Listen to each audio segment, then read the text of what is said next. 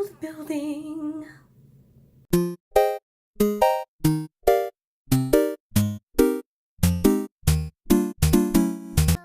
Alright, so welcome to the first video of my new series, Worldbuilding 101, Worldbuilding 101. So I'm super excited because world building is super my jam, and today's video is going to focus on settings. So let's get started.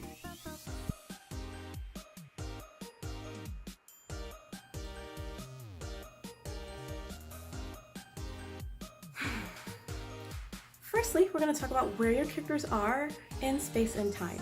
Even if you are creating your world 100% from your mind and it's original, you still want to ground it in reality so that it feels real. You don't want to be building castles in the sky with no foundations. So I'm going to give you a sci-fi example and a fantasy example. So if you've been following me, then you will know that I have a short story collection coming out soon called Fairy Tales and Space Dreams. And one of the stories I'm going to talk about that is from that collection is called Rapunzel the Night Maiden. So Rapunzel the Night Maiden takes place in a world that technically I created, but I loosely based it off of Germany in kind of the late 15th century.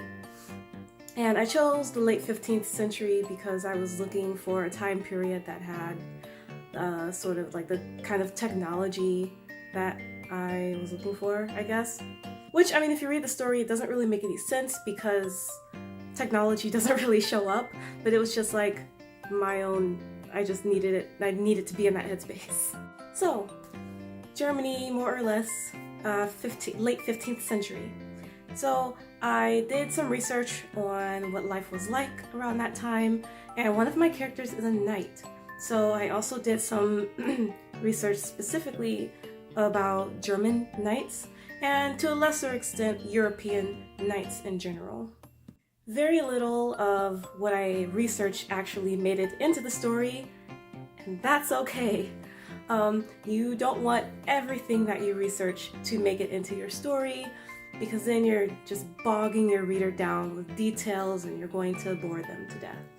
Still, you do want to keep these notes handy because, well, at least for me, I find that it helps when I'm writing to have all this extra detail because it helps with internal consistency. Even if the reader doesn't really see it, if you know it, it'll show. So next, the sci-fi example, I'm going to use my story Omega Star Genesis. So by the time the story begins, it is more than 1,000 years into the future. And it had been nearly 1,000 years since humanity's first interstellar unmanned ship made its 99-year voyage from Earth to Alpha Centauri. So at this point in the story, antimatter can be harvested and used for deep space travel, which shortens the travel time from 99 years to 10. Even just that little tidbit of information took some research. And even though at this time in real life we actually cannot harvest antimatter for fuel, I had to do some of my own calculations and some of my own sort of estimations to make sure that my characters are traveling fast, but not too fast. I didn't want them to really approach the speed of light, because once you approach, traveling at the speed of light, then all sorts of weird, crazy things happen. So we're going to talk about the environment and flora and fauna and all sorts of things. So in fantasy, I think people are getting away from this more and more, which is great. But it's still pretty common that a lot of people base their entire world off of Europe, especially medieval Europe. But there's so much you can do. You can have your characters travel.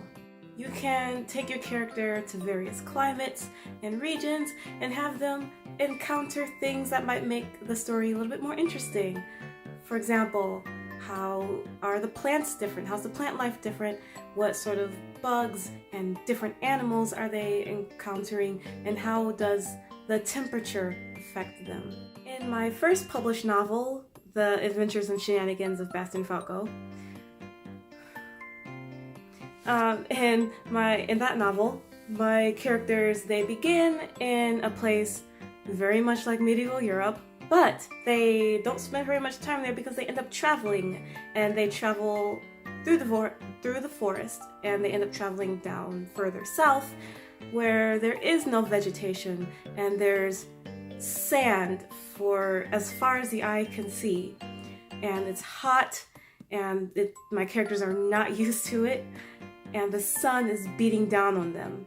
And specifically for these scenes, I actually had to ask what a sunburn feels like, because my characters were definitely going to feel sunburn and I wanted it to be realistic. And then after that, after everything that happens there, they travel even further south, deep into the tropics, where they encounter a lot of like humidity and even more heat, and they encounter weird bugs that they've never seen before, and fruits that they've never seen before. For science fiction, are your characters, say, inhabiting another planet, and if so, what's it like? Is it barren? Is there water or ice? Is there liquid methane? And I'm going to include aliens in the discussion of fauna, because there are some things that I want to point out concerning aliens. So say you're kind of new to this and you are super excited to write your science fiction novel and you're creating alien creatures. And you say, okay, well, I want this land-dwelling alien to have tentacles and laser beam eyes and sharp teeth. But I'm going to talk about a few of the things that makes question marks appear over my head. So if this is a land-dwelling alien, then why do they have tentacles? Why don't they have legs or no legs like snakes? And if they have laser beam eyes, that's probably fine, but what is the evolutionary reason for it? What biological function does it serve? And if they have sharp teeth and super sharp fangs, then I'm assuming that they are carnivorous, or they eat something else that's really hard or tough, and not plants, because herbivores have flat teeth because that's more conducive for eating, flat leafy vegetation. Well, these are just some of the things that you could be thinking about, and maybe you could also apply this for when you're creating creatures in fantasy as well. But mostly I want to talk about this with aliens, because this is something I encounter a lot. Most especially, they're either these super weird creatures or humanoid creatures. And I know there are a ton of examples where aliens are done super well and they're well thought out. I'm not talking about those. Those are awesome. I'm talking about the aliens that, like the ones I just described, which have all these features for no reason. And then you have the humanoid aliens, which also makes me wonder, like, why are they so humanoid? Why do they have the same anatomical features? Why do they have the same kind of like faces that we do? Even if they have like huge bulbous heads, they still have, faces like we do. And then some of the alien women, like, they have boobs and stuff.